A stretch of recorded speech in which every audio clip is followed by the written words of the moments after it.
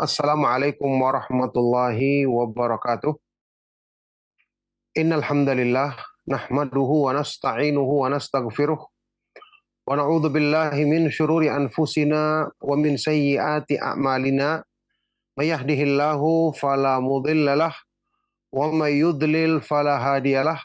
Wa asyhadu an la ilaha illallah wahdahu la syarikalah wa asyhadu anna Muhammadan abduhu wa rasuluh. Allahumma salli wa sallim wa barik ala nabiyyina Muhammadin wa ala alihi wa sahbihi wa man tabi'ahum bi ihsanin ila yaumiddin, amma ba'du. Alhamdulillah, ikhwatal Islam, ma'asyiral muslimin, para pemerhati Roja TV dan Radio Roja dimanapun antum berada, barakallahu fikum.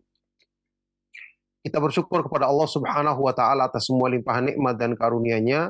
Alhamdulillah, di pagi hari ini kita dipertemukan kembali di dalam majelis ilmu yang mulia secara online dalam lanjutan kajian kitab yang sangat bermanfaat, kitab Al-Fawaid, karya dari Al-Imam Syamsuddin Abu Abdillah Ibnu Qayyim Al-Jauziyah rahimahullah ta'ala. Saat ini kita masih melanjutkan pembahasan dari hadis Rasulullah Sallallahu Alaihi Wasallam yang telah kita sebutkan di pertemuan lalu, yaitu innallaha jamilun yuhibbul jamal. Sesungguhnya Allah Subhanahu wa taala Maha Indah dan Dia mencintai keindahan. Barakallahu fikum. Setelah kita membahas di pertemuan yang lalu tentang kemahaindahan Allah Subhanahu wa taala, yang ini merupakan salah satu di antara cara kita mengenal Allah yang paling utama. Kita mengenal kemahaindahan Allah Subhanahu wa taala dalam perbuatan-perbuatannya, sifat-sifatnya, nama-namanya, kemudian kemahaindahan Allah Subhanahu wa taala pada zatnya. Kemudian diterangkan di dalam hadis yang telah kita baca tersebut, hadis sahih riwayat Imam Muslim, Rasulullah Shallallahu Alaihi Wasallam bersabda, innallaha jamilun yuhibbul jamal. Sesungguhnya Allah Subhanahu wa taala Maha Indah dan Dia mencintai keindahan. Yakni Allah Subhanahu wa taala mencintai keindahan, maka hal-hal yang dicintai oleh Allah Subhanahu wa taala pasti menjadikan indah keadaan seorang hamba. Hal-hal yang dibenci oleh Allah Subhanahu wa taala pasti akan menjadi sebab keburukan, sebab kehinaan dan hilangnya kemuliaan pada diri seorang hamba. Sabda Rasulullah Sallallahu Alaihi Wasallam ini diterangkan oleh Imam Ibnu Qayyim rahimahullah taala dalam pembahasan ini, ya. Yatanawalu jamal thiyabil mas'ula anhu fi nafsil hadith wa yadkhulu fihi bi tariqil umumil jamalu min kulli syai'. Ini meliputi semua keindahan, meliputi keindahan pakaian yang ditanyakan di dalam hadis ini, yakni ketika ada seorang sahabat yang mendengar hadis ini bertanya, ya Rasulullah, inna ahadana yuhibbu an yakuna thawbuhu hasanan wa na'luhu hasanah. Ya Rasulullah, masing-masing kami senang memakai pakaian yang indah, alas kaki, sendal atau sepatu yang indah. Maka Rasulullah SAW menjawab, sesungguhnya Allah Maha Indah dan mencintai keindahan. Hal-hal ini kalau digunakan untuk dalam rangka mensyukuri nikmat Allah, pakaian yang indah digunakan dalam rangka memperindah penampilan ketika kita beribadah, menghadapkan diri kepada Allah, misalnya ketika sholat berjamaah, sholat Jumat, sholat Id, ya. Ini adalah ketaatan yang dicintai oleh Allah. Tapi tentu kalau digunakan untuk tujuan buruk, maksiat kepada Allah, maka akan menjadi sebab keburukan. Naudzubillahi min dzalik. Itu jawaban Rasulullah Shallallahu Alaihi Wasallam ketika ditanya tentang ini. Berarti ini meliputi keindahan pakaian yang ditanyakan di dalam hadis ini sendiri, dan juga masuk ke dalamnya secara umum keindahan dalam segala sesuatu, ya, yang disyariatkan di dalam Islam. Kama fil haditsil akhar, sebagaimana disebutkan di dalam hadis yang lain, beberapa hadis yang sahih yang menyebutkan lafaz seperti innallaha nadhifun yuhibbun nadhafah. Sesungguhnya Allah Subhanahu wa taala nadhif, maha bersih dan mencintai kebersihan. Ya, cuman lafaznya ini hadisnya dhaif, bahkan sangat lemah, sangat dhaif, ya, sangat lemah, tidak sahih. Kemudian dalam hadis yang sahih riwayat Imam Muslim, Innallaha thayyibun la yaqbalu illa thayyiban. Sesungguhnya Allah Subhanahu wa taala Maha baik dan tidak menerima kecuali yang baik-baik. Allah Subhanahu wa taala karena Dia Maha baik, maka Dia tidak menerima sedekah kecuali dari harta yang baik, harta yang halal. Tidak menerima sumbangan untuk kebaikan kecuali dari harta yang bersih, harta yang halal. Kemudian wafis sunan, di dalam hadis yang lain yang diriwayatkan dalam Sunan At-Tirmidzi dan yang lainnya, Rasulullah SAW bersabda, Innallaha yuhibbu an yara athara ni'matihi ala abdih. Sesungguhnya Allah Subhanahu wa taala suka melihat atau mencintai melihat ketika melihat bekas-bekas nikmat yang dilimpahkan kepada hambanya. Ya, ini kalau orang memakai pakaian indah dalam rangka mensyukuri nikmat Allah, dia gunakan untuk ibadah, dia gunakan untuk misalnya menyambut atau menghadapi para penuntut ilmu. Ketika ada orang yang berilmu datang, kita menghadiri kajian dengan pakaian yang indah dalam rangka menghargai ilmu. Masya Allah, ini dipuji dan dicintai oleh Allah. Ingat hadis Jibril alaihi salatu wassalam yang disebutkan dalam hadis riwayat Imam Muslim yang diriwayatkan oleh sahabat Umar ibn Khattab radhiyallahu taala anhu, ketika datang kepada Nabi SAW malaikat Jibril yang menyerupakan diri seperti seorang Arab Badui, ya, ketika datang menghadap Nabi SAW memakai pakaian yang sangat indah. Penampilannya syadidu bayadhi thiyab, syadidu sawadi ra'sar, ya. Pakaiannya warnanya sangat putih dan rambutnya sangat hitam, yakni rapi. Beliau menghadap Nabi SAW dengan penampilan yang rapi, penampilan yang menarik. Sampai disebutkan la yura alaihi atharus safar, tidak terlihat tanda-tanda perjalanan, tidak terlihat kusut atau tidak terlihat pakaiannya itu berdebu. Ini menunjukkan penghargaan terhadap ilmu, ya, penghargaan terhadap orang yang berilmu. Dalam hal ini Rasulullah SAW yang beliau jumpai untuk menanyakan tentang masalah-masalah Islam untuk diajarkan kepada kaum muslimin. Ini dicintai oleh Allah Subhanahu wa taala. Berarti ini dianjurkan di dalam Islam. Baik, ini hadis yang sanadnya sahih, diriwayatkan dalam Sunan An-Nasa'i dan yang lainnya. Kemudian wa fiha,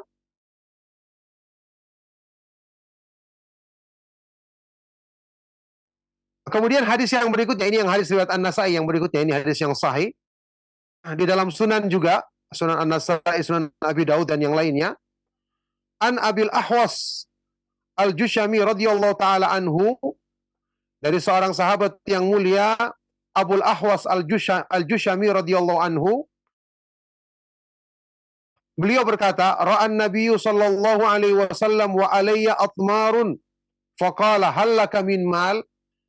Suatu hari Nabi sallallahu alaihi wasallam ra'ani, melihatku ketika aku memakai pakaian yang lusuh. Pakaian yang lusuh. Faqala, maka Rasulullah sallallahu alaihi wasallam bersabda kepadaku, hal laka min mal? Qultu, apakah kamu memiliki harta? Apakah kamu memiliki harta? Qultu, aku katakan, na'am, iya, saya memiliki harta wahai Rasulullah. Qala, maka Rasulullah sallallahu alaihi wasallam bersabda, min ayyil mal? Harta apa yang kamu miliki? Dari harta, jenis harta apa yang kamu miliki? Faqultu min kulli ma'atallahu minal ibli wasyai. Ya, semua harta yang Allah berikan, yang Allah anugerahkan, yakni ternak unta dan ternak kambing. Dia memiliki peternakan unta dan peternakan kambing. Qala, maka Rasulullah SAW bersabda, faltura ni'matahu wa karamatuhu alaih. Kalau begitu hendaknya jejak nikmat dan kemuliaan yang Allah berikan kepadamu, engkau perlihatkan. Hendaknya diperlihatkan hal tersebut. Ya, ini jangan terlihat penampilanmu seperti ini dengan pakaian yang usang atau lusuh, padahal kau memiliki harta. Ya tentu beda kalau dia tidak memiliki harta. Kalau dia memiliki harta, harusnya dia menampakkan rasa syukurnya kepada Allah Subhanahu wa taala dengan memakai pakaian yang baik. Tentu bukan maksudnya pakaian yang berlebihan.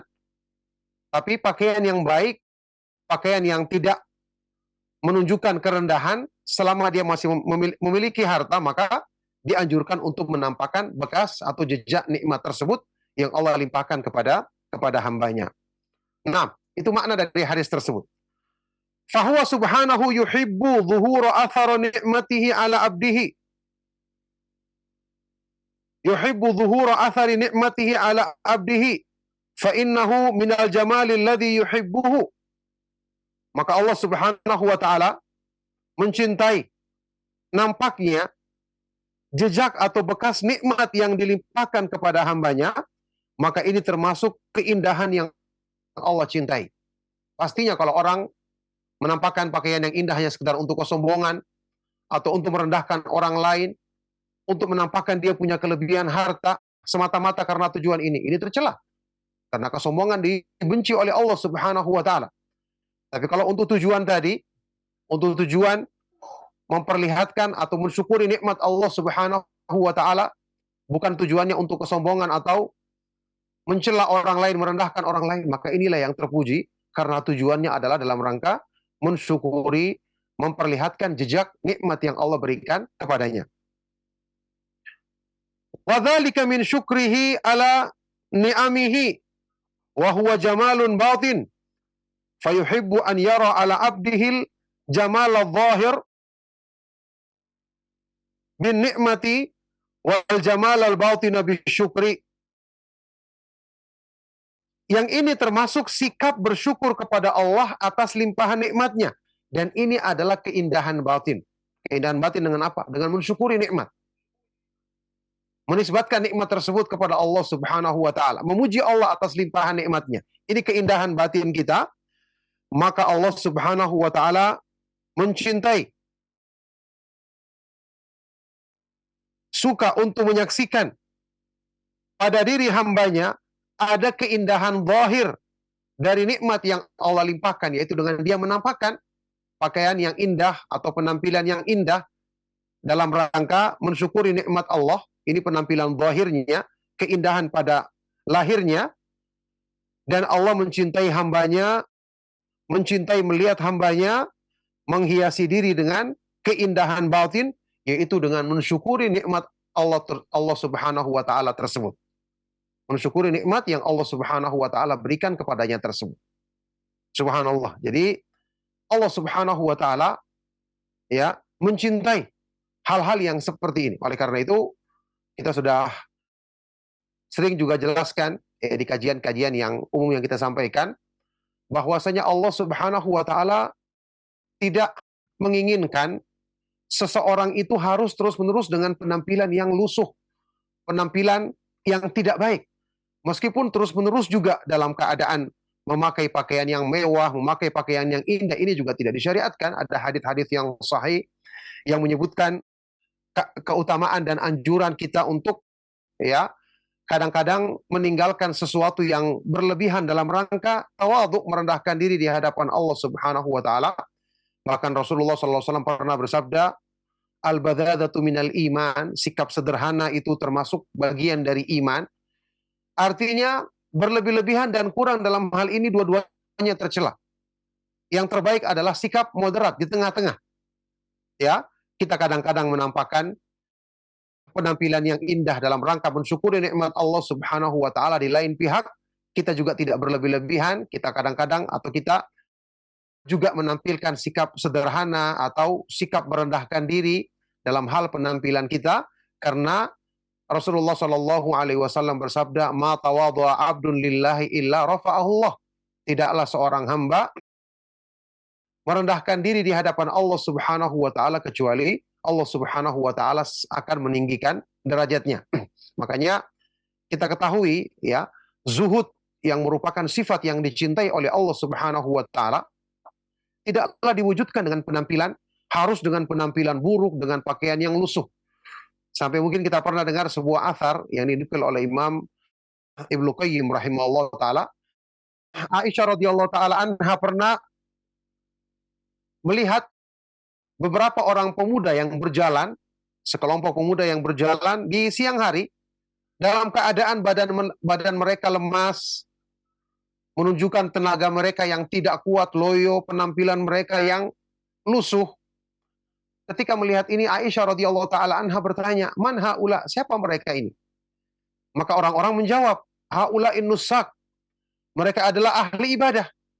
Ya, mereka lemas itu karena di malam hari mereka sholat tahajud, siang hari mereka berpuasa, sehingga lemas dan tenaganya lemah.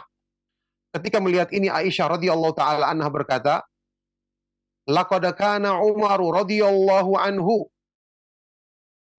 idza masya asra'a wa idza takallama asma'a wa idza daraba auja'a wa huwa nasiku wa kana huwa nasik radhiyallahu anhu rahimahullah." Ya. Dia mengatakan, sungguh Umar ibn Khattab, siapa beliau? Sahabat yang mulia. Sahabat yang paling utama setelah sahabat Abu Bakar As-Siddiq radhiyallahu taala anhu, ahli ibadah yang sesungguhnya, orang zuhud yang sejati. Kata Aisyah radhiyallahu anha, Umar ibn Khattab kalau beliau berjalan itu dengan cepat, menunjukkan tenaganya kuat. Ya, kalau berbicara dengan suara yang keras, menunjukkan kondisi fisiknya prima. Dan kalau dia memukul orang ketika menegakkan hukum Allah, itu pukulannya benar-benar menyakitkan. Yakni pukulannya benar-benar dengan tenaga yang kuat. Padahal dia adalah ahli ibadah yang sesungguhnya, Umar ibn Khattab radhiyallahu taala anhu wa anis sahabati ajma'in. Maka ini gambaran menunjukkan kepada kita bahwa tidaklah secara mutlak dikatakan ya menampakkan penampilan yang indah itu berarti melanggar sifat zuhud, melanggar sifat merendahkan diri, sebagaimana tidaklah terpuji secara mutlak orang yang menampakkan seolah-olah dirinya yakni dengan pakaian lusuh, dengan penampilan yang acak-acakan, ya. Tidaklah ini merupakan pujian secara mutlak. Ya, tentu ketika orang tidak memiliki harta, memang dia keadaannya pas-pasan, kemudian yang memakai sesuai dengan kondisinya, ini bukanlah yang tercela. Ya, malah kalau berlebih-lebihan sampai dia harus mengutang misalnya, sampai dia harus memaksakan diri secara berlebihan memakai yang indah padahal dia tidak mampu, malah ini tercela dalam Islam, kita ketahui. Tetapi kalau seorang hamba ya dengan harta yang dimilikinya dia berpenampilan indah ketika menyampaikan agama Allah Subhanahu wa taala, ketika menghadiri ibadah-ibadah yang disyariatkan dalam Islam dengan penampilan yang indah, ini yang dicintai oleh Allah Subhanahu wa taala selama tidak dengan tujuan untuk menyombongkan diri dan juga tidak terus-menerus dilakukannya, yakni kadang-kadang dia lakukan, maka tentu inilah yang dicintai dan disyariatkan di dalam Islam. Baik. Kata beliau selanjutnya, wali mahabbatihi subhanahu lil jamali anzala ala abdihi libasan wa zinatan tujammilu dhawahirahum wa taqwa tujammilu bawatinahum.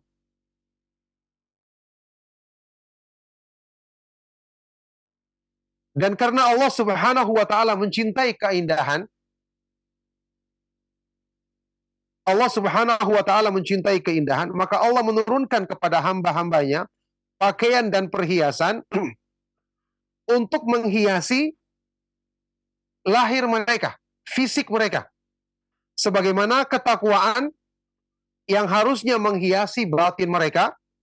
Faqala Allah Subhanahu wa taala berfirman di surat Al-A'raf ayat ke-26, A'udzubillahi minasyaitonir rajim. Ya bani Adam qad anzalna 'alaikum libasan yuwari sawatikum warisha wa libasut taqwa dzalika khair. Wahai manusia, sungguh telah kami turunkan kepadamu pakaian untuk menutupi auratmu dan juga perhiasan untuk memperindah dirimu, dan pakaian takwa itulah yang lebih baik. Subhanallah, ini salah satu di antara keindahan petunjuk Al-Quran. Ketika Allah Subhanahu wa taala menjelaskan petunjuk Al-Quran dalam hal-hal yang tidak nampak. Contoh ketakwaan kan di dalam hati. Bagaimana kita mengetahui takwa ini adalah pakaian terindah yang harusnya menghiasi hati manusia? Allah Subhanahu wa taala membuat perumpamaan untuk mendekatkan pemahaman kita dengan sesuatu yang tampak. pakaian yang kita pakai untuk tubuh kita. Kita ingin menutupi aurat kita, juga ingin memperbaiki penampilan kita ketika dilihat orang lain, ketika di hadapan orang lain. Maka Allah ingatkan dengan ini, bahwa ada yang lebih indah lagi untuk diberikan pakaian dan perhiasan, yaitu hati kita dengan pakaian apa? Pakaian takwa, walibasut takwa, dzalika khair, dan pakaian takwa itulah yang lebih baik untuk diusahakan. Baik. Jadi di sini Allah menggambarkan keindahan lahir dan batin. Ya. Wa qala fi ahlil jannati. Juga Allah Subhanahu wa taala berfirman tentang penghuni surga di surat Al-Insan ayat ke-11 sampai ke-12. Fawaqahumullahu syarra dzalikal yaumi wa laqahum nadratan wa surura wa jazahu bima sabaru jannatan wa harira. Maka Allah Subhanahu wa taala menjaga, memelihara mereka penghuni surga dari keburukan azab pada hari kiamat, dan Allah anugerahkan kepada mereka nadratan wa surura, ya, keindahan dan kegembiraan di hatinya. Wajazahum, dan Allah berikan balasan kepada mereka dikarenakan kesabaran mereka di dunia. Allah berikan surga dan harir dan pakaian sutra. Subhanallah, dijadikan indah lahir dan batin mereka, sebagaimana mereka sewaktu di dunia selalu memperindah lahir dan batin mereka. Fajammala wujuhahum bin nadrati wa bawatinahum bis sururi wa abdanahum bil hariri. Maka di ayat ini Allah Subhanahu wa taala menjadikan indah wajah-wajah mereka dengan apa? Nadrah, kecerahan di wajahnya, keelokan pada paras muka mereka. Ya, Allah menjadikan indah wajah mereka, paras muka mereka dengan nadrah, keindahan, keelokan, batin mereka dengan kegembiraan, serta tubuh-tubuh mereka diperindah dengan memakai pakaian sutra di surga nanti. Ini mengabarkan kepada kita bahwa hal ini yang dicintai oleh Allah Subhanahu wa taala. Baik. Wa huwa subhanahu kama yuhibbul jamala fil aqwali wal af'ali wal libasi wal hay'ati yubghidul qabiha minal aqwali wal af'ali wath thiyabi wal hay'ati fayubghidul qabiha wa ahlahu wa yuhibbul jamala wa ahlahu. Maka dia Allah Subhanahu wa taala sebagaimana dia mencintai keindahan dalam ucapan, perbuatan, dalam pakaian, dalam penampilan, maka dia juga membenci hal-hal yang buruk. Keburukan dalam ucapan, perbuatan, pakaian, penampilan. Maka Allah Subhanahu wa taala membenci keburukan dan pelakunya, serta mencintai keindahan dan orang-orang yang melakukannya. Makanya di sini sudah sering kita jelaskan, kecintaan, keindahan yang dicintai oleh Allah Subhanahu wa taala yang digambarkan di hadis ini, harus ukurannya adalah syariat Islam. Apa yang dikatakan oleh sebagian orang sebagai keindahan atau seni, ketika misalnya ada perempuan yang memakai model pakaian tertentu yang menampakkan auratnya atau ketat, mereka katakan ini seni atau keindahan. Ini semua jelas batil dan pemahaman yang rusak. Karena ini melanggar syariat Allah Subhanahu wa taala. Ini penampilan yang dibenci oleh Allah Subhanahu wa taala. Bahkan ini merupakan dosa yang sangat besar. Ya, fitnah. Ya, maka tidak mungkin hal ini yang dicintai oleh Allah Subhanahu wa taala. Tapi yang dicintai oleh Allah adalah hal-hal yang mendukung syariat. Ucapan yang baik, berzikir kepada Allah, membaca Al-Qur'an, selalu berdoa. Kemudian pakaian yang kayak tadi, ya, pakaian indah yang digunakan untuk mensyukuri nikmat Allah Subhanahu wa taala, untuk memuliakan syiar-syiar Allah ketika menuntut ilmu, ketika menunaikan ibadah-ibadah yang Allah wajibkan atau yang Allah syariatkan dalam Islam. Demikian pula perbuatan-perbuatan yang lain, penampilan dan seterusnya, ya. Ini semua dicintai oleh Allah Subhanahu wa taala karena di dalamnya terdapat kebaikan-kebaikan. Adapun perbuatan yang buruk, menampakkan aurat atau melanggar syariat Allah Subhanahu wa taala, mengundang fitnah dan seterusnya, tentu ini dibenci oleh Allah Subhanahu wa taala dan pelakunya dibenci oleh Allah Subhanahu wa taala. Jadi di sini kita harus memahami makna ini dengan benar. Ya, karena tidak mungkin Allah Subhanahu wa taala mengatakan sesuatu indah kalau melanggar syariatnya, padahal kita tahu Allah Subhanahu wa taala dialah yang maha indah. Semua keindahan yang ada pada makhluk adalah karunia darinya. Dan syariat Islam adalah puncak dari keindahan yang Allah Subhanahu wa taala pilihkan untuk hamba-hambanya yang beriman. Maka tidak mungkin ketika ada hal-hal yang melanggar syariat itu kemudian dinilai oleh sebagian orang sebagai keindahan, padahal ini pastinya keburukan, karena segala keindahan itu adalah yang sesuai dengan syariat Allah Subhanahu wa taala, sebagaimana segala keburukan adalah yang menyimpang dari syariat Allah Subhanahu wa taala. Baik. Kemudian di sini juga ada penjelasan yang ingin disampaikan oleh Imam Ibnu Qayyim rahimahullah taala tentang kesalahpahaman dua golongan besar dalam memahami makna hadis ini. Walakin dhalla fi hadzal mawdu'i fariqan. Akan tetapi ada dua golongan manusia yang tersesat dalam memahami pembahasan ini. Salah. Ada yang berlebih-lebihan dan kurang. Selalu dua kelompok ini yang akan memahami Islam dengan keliru.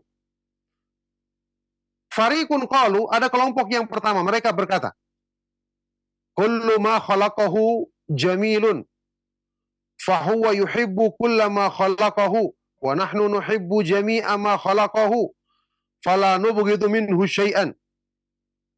Qalu wa man ra'al kainati minhu ra'aha kullaha jamilatan. Kelompok yang pertama berkata, semua yang Allah ciptakan adalah indah. Maka karena dia mencintai, maka dia mencintai semua yang diciptakannya, dan kita mencintai semua yang diciptakan oleh Allah. Ini jelas tersesat. Iblis pun akhirnya nanti dicintai karena diciptakan oleh Allah. Syaitan, pelaku-pelaku keburukan, perbuatan-perbuatan jahat semua dicintai karena ini adalah ciptaan Allah. Jelas tidak benar. Allah membenci perbuatan-perbuatan tersebut. Ditegaskan di dalam ayat-ayat Al-Quran dan hadis-hadis yang sahih. Ya, innallaha yakrahu lakum thalathan. Allah Subhanahu wa taala membenci bagi kalian tiga perkara.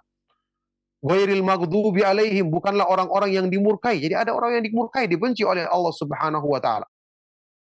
Kabura maqtan indallahi an taqulu ma la taf'alun. Sangat besar kebencian di sisi Allah orang yang mengatakan apa yang dia tidak lakukan. Ada perbuatan-perbuatan yang dibenci oleh Allah, meskipun itu adalah ciptaan Allah.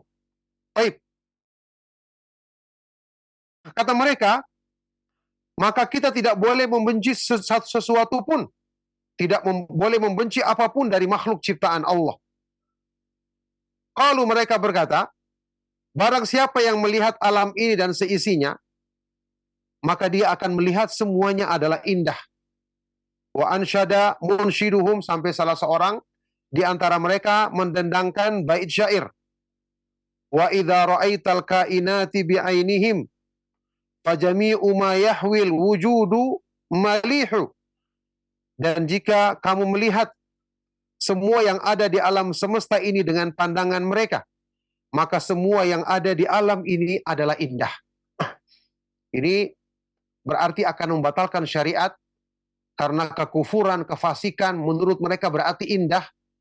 Pelaku-pelaku kejahatan yang paling buruk pun semuanya indah karena semua adalah ciptaan Allah. Jelas ini penyimpangan yang sangat buruk sekali. Wahtaju biqaulihi ta'ala, mereka berdalil dengan argumentasi yang lemah, pakai Al-Quran, pakai ayat-ayat Allah tapi diselewengkan maknanya. Jadi kita perhatikan Al-Quran bisa diseret maknanya kepada keinginan hawa nafsu sebagian manusia, tapi tentu saja ini bukan merupakan makna yang benar. Ya. Coba bagi orang-orang yang bodoh tentu akan mudah terpengaruh dengan penggunaan dalil yang rusak seperti ini. Mereka berdalil dengan firman Allah Subhanahu wa taala di antaranya di surat As-Sajdah ayat ke-7. Alladzi ahsana kulla syai'in khalaqahu. Dialah Allah yang menjadikan indah segala sesuatu yang diciptakannya. Wa qawlihi, juga firman Allah di ayat lain, surat An-Naml ayat 88, Sun'allahilladzi atqana kulla syai', ciptaan Allah yang atqana kulla syai', yang cermat menciptakan segala sesuatu. Di surat Al-Mulk ayat yang ketiga, ma tara fi khalqir rahmani min tafawut, kamu tidak akan melihat dalam ciptaan Allah ada kekeliruan. Wal arifu indahum yusarrihu bi itlaqil jamali wala yara fil wujudi qabihan, orang yang dianggap paling berilmu di antara mereka menegaskan bahwa semua yang ada itu adalah indah, dan dia tidak melihat di alam semesta ini sesuatu yang buruk sedikit pun. Naudzubillahi min dzalik, ya. Kata beliau, wa haula'i qad urimatil ghiratu lillahi fi qulubihim. Orang-orang seperti ini adalah orang-orang yang hilang kecemburuannya karena Allah di hati mereka. Mereka tidak akan mengingkari kemungkaran. Ada perbuatan buruk, orang yang mencuri, minum khamar, berzina, naudzubillahi min dzalik, mereka akan katakan ini ciptaan Allah, ini kehendak Allah, berarti ini indah. Naudzubillahi min dzalik. Hilang kecemburuan di hati terhadap syariat Allah Subhanahu wa taala. Wal bughdhu fillahi wal muadatu fih. Hilang sikap benci karena Allah, memusuhi karena Allah. Yang padahal ini merupakan ikatan iman yang paling kuat, kata Rasulullah SAW, awthaqu urul imani al-hubbu fillahi wal bughdhu fillah, dalam hadis yang sahih. Ikatan iman yang paling kuat adalah cinta karena Allah dan benci karena Allah. Wal inkar wa inkarul munkar, mereka hilang dari hati mereka mengingkari kemungkaran. Wal jihadu fi sabilihi wa iqamati hududihi, hilang semangat berjihad di jalan Allah, menegakkan batasan-batasan hukum syariatnya. Wa yara jamala suwari minadh dhukuri wal inathi minal jamali alladhi yuhibbuhu Allah, dan mereka melihat keindahan rupa dari laki-laki maupun perempuan yang terlihat indah, ini termasuk hal yang dicintai oleh Allah. Fayata'abbaduna bifisqihim, maka mereka beribadah kepada Allah dengan kefasikan yang mereka lakukan. Yakni mencintai orang yang cantik, orang yang tampan, karena ini mereka anggap keindahan yang dicintai oleh Allah, maka mereka menjadikan itu sebagai ibadah. Sampai pun terjerumus ke dalam perbuatan maksiat, mereka akan berdalil itu adalah keindahan yang dicintai oleh Allah. Naudzubillahi min dzalik. Wa rubbama ghala ba'dhum hatta yaz'uma anna ma'budahu yadhharu fi tilka surati wa yahillu fiha. Bahkan terkadang orang-orang yang ekstrim di kalangan mereka berbuat ekstrim. Ada sebagian orang-orang di antara mereka yang melakukan sikap melampaui batas ekstrim, sampai dia menyangka bahwa sembahannya, menurut dia Allah Subhanahu wa taala menampakkan diri dalam bentuk rupa yang indah tersebut dan menitis pada makhluk tadi. Yakni meyakini adanya penyatuan Allah dengan makhluk. Jadi ketika ada makhluk yang indah, cantik atau tampan, mereka anggap itulah wujud dari Allah yang menitis pada tubuh tersebut. Naudzubillahi min dzalik. Ini bahkan keyakinan kufur, ya, yang menyebabkan pelakunya keluar dari Islam. Naudzubillahi min dzalik. Wa in kana ittihadiyan qala hiya madharun min madahiril haqqi wa yusammiha al madahirul jamaliyah. Kalau dia punya keyakinan ittihadiyah, meyakini wahdatul wujud, bersatunya Allah dengan makhluk, dia akan mengatakan ini adalah satu penampakan dari penampakan Allah. Jadi wujud yang dilihatnya itu adalah wujud dari Allah yang sesungguhnya. Naudzubillahi min dzalik. Dan dia akan menamakan hal itu sebagai madhahirul jamaliyah, ya, penampakan kemahaindahan dari Allah Subhanahu wa taala. Jelas ini merupakan pemahaman yang sangat rusak yang diyakini oleh sebagian dari mereka. Jelas ini merupakan kesalahpahaman yang sangat fatal dalam memahami hadis-hadis Rasulullah Shallallahu Alaihi Wasallam yang telah kita sebutkan di atas tadi.